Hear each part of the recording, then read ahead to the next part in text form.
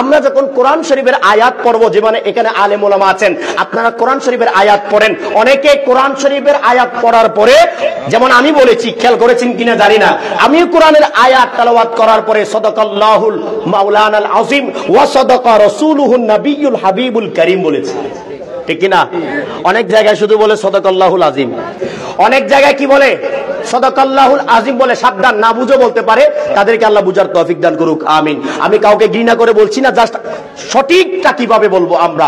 আল্লাহর কোরআন বলছে সূরা আল আহজাবের মধ্যে যে সাদাকাল্লাহর সাথে সাথে ওয়া সাদাকা রাসূলুহু থাকতে হবে। এটা কোরআনের আয়াত শরীফ দ্বারা প্রমাণিত, সেটা হাদিস শরীফের দ্বারা প্রমাণিত, সাহাবায়ে কেরামের জবান দ্বারা প্রমাণিত, তাদের সুন্নাত দ্বারা প্রমাণিত যে আল্লাহর নামের সাথে প্রিয় নবীর নাম থাকতে হবে। তাই সাদাকাল্লাহুল আযীমের সাথে সাথে ওয়া সাদাকা রাসূলুহুন নবিয়্যুল হাবিবুল কারীম যদি থাকে, তাহলে আমি প্রিয় নবীর উম্মত দাবি করতে পারবো, ঠিক না? ঠিক। আরে জোরে বলেন ঠিক কি না? এই সুন্নাতটা কি জারি করতে রাজি আছেন আপনারা? কে কে আছেন হাত তুলে বলি, নারে তাকবীর, আরে জোরে, নারে রিসালাত, নারে তাকবীর, নারে রিসালাত। মাশাআল্লাহ, আরেকটা সুন্নাত জারি হয়ে গেল, ঠিক কি না?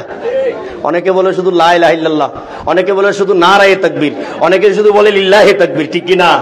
আমরা বলি না, লিল্লাহি তাকবীর বললে লা ইলাহা ইল্লাল্লাহর উচ্চারণ হলো, মুহাম্মদুর রাসূলুল্লাহর উচ্চারণ হয় নাই, ঠিক না বেঠিক? কলেমা দুইটা নিয়ে, কলেমা শুধু লা ইলাহা ইল্লাল্লাহ নিয়ে হয় না। কেউ যদি লা ইলাহা ইল্লাল্লাহ পড়ে সে ঈমানদার হবে না যতক্ষণ না প্রিয় নবীর নাম না নিবে। এটা কি মিথ্যা বললাম নাকি? বানিয়ে বললাম? মন গড়া কথা বললাম? কলেমা আমাদেরকে শিক্ষা দিচ্ছে যতক্ষণ প্রিয় নবীর নাম নিবেন না ততক্ষণ লা ইলাহা ইল্লাল্লাহ কিয়ামত পর্যন্ত বললেও কবুল হবে না।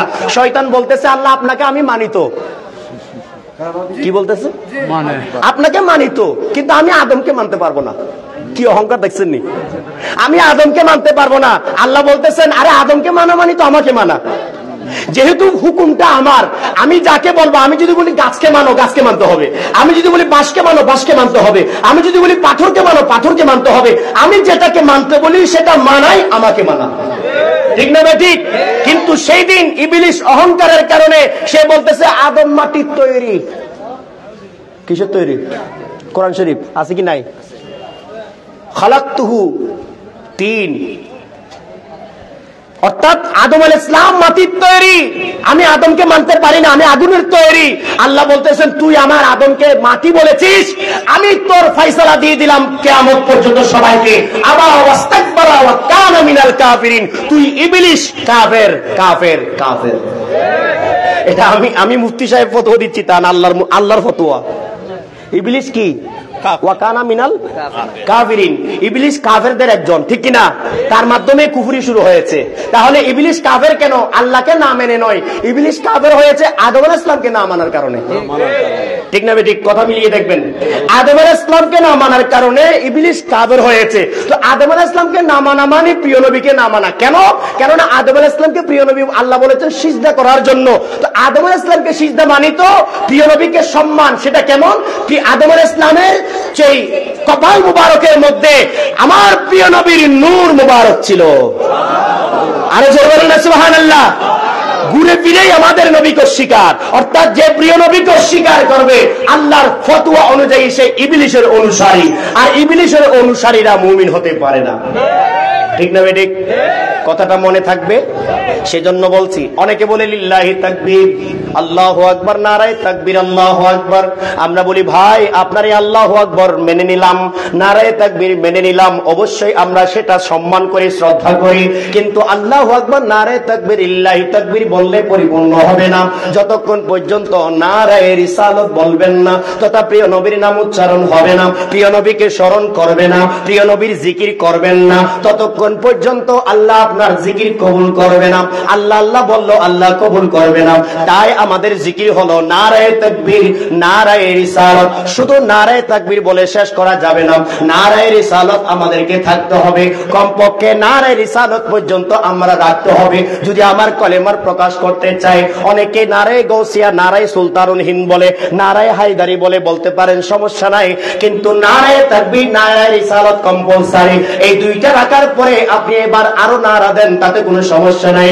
কিন্তু কেউ যদি শুধু নারায়ে তাকবীর বলে, নারায়ে রিসালাতকে অবহেলা তার সাথে আল্লাহ নাই, তার সাথে ইবলিস আছে। কে আছে? আল্লাহ না থাকলে তার সাথে কে থাকে? বলেন না, কে থাকে? আমাদের আত্মা। দেখেন, খেয়াল করবেন, আত্মার মধ্যে যার আত্মায় আল্লাহ আছে সে আত্মায় ইবলিস আছে নাকি? আচ্ছা, আত্মায় যদি আল্লাহ না থাকে খালি থাকবে না কেউ থাকবে? ইবলিস থাকবে, ঠিক কি না? কোনো জায়গা খালি থাকে না, কোন জায়গা খালি। আল্লাহ না থাকলে সেখানে ইবলিস থাকবে, ঠিক কি না? অতএব আমরা ইবলিসের অনুসারী হতে চাই না।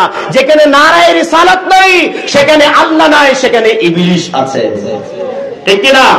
যেখানে ইবলিস আছে সেখানে আমরা আছি নাকি?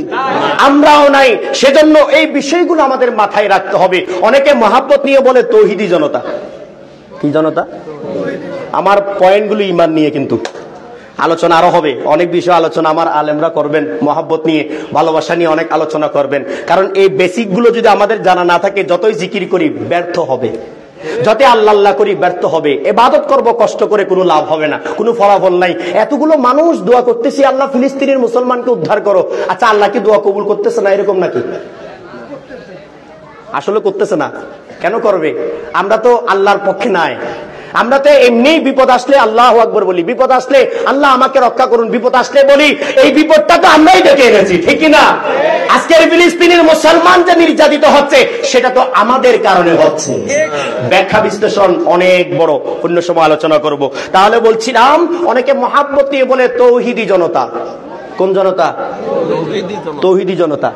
খেয়াল করবেন, শয়তানও কিন্তু বলেছে আমি তৌহিদি জনতা। কারণ শয়তান বলতেছে আমি আল্লাহর বান্দা, আমি আল্লাহকে মানি, ঠিক কিনা? ফেরাউনও বলেছে আল্লাহ আমি ইমানদার। ফেরাউন যখন ডুবে যাচ্ছে তখন বলতেছে আমি ইমানদার। আল্লাহ বলতেছেন তুই বেঈমান, তোর ঈমান কবুল হবে না, কেননা তুই আমার নবী মূসা আলাইহিস সালামকে কষ্ট দিয়েছিস। মূলত যে আমার নবীকে কষ্ট দেয় সে আমার হতে পারে না, ঠিক না বেঠিক? ফেরাউন কবুল হয় নাই কিন্তু মূসা আলাইহিস সালামকে কষ্ট দেওয়ার কারণে। না হলে মৃত্যুর সময় সে বলেছে আল্লাহ আমি আপনার বান্দা, আমি ইমানদার, আমার ঈমানকে কবুল করেন। আল্লাহ বললেন না, তোর ঈমান কবুল হবে না। আমার মূসাকে কষ্ট দিয়ে এসে তুই এখন বিপদে পড়ে ডুবে যাবি, এমন সময় এসে আমার বান্দা বলবি, মুমিন বলবি, আমি এই ঈমানদারি কবুল করব না, ঠিক না ঠিক? সেজন্য বলছি তৌহিদি জনতা বললেও সেটা পরিপূর্ণ হবে না। আমি প্রিয় নবীর আশিক, প্রিয় নবীর উম্মত হিসেবে এটাও আমাকে আহ্বান করতে হবে। আমরা কেবল তৌহিদি জনতা নয়, আমরা আবার তৌহিদি জনতা থেকে আলাদাও নই, ঠিক না ঠিক? তাই আমার মিল রাখতে হবে, সম্পর্ক ঠিক রাখতে হবে, তবেই তো আমার সবকিছু কলেমা ভিত্তিক হবে। না হলে কলেমা থেকে বিচ্ছিন্ন হবে, আর কলেমা থেকে বিচ্ছিন্ন হলে আল্লাহ পাক রব্বুল আলামিন আমাদেরকে কবুল করবেন না।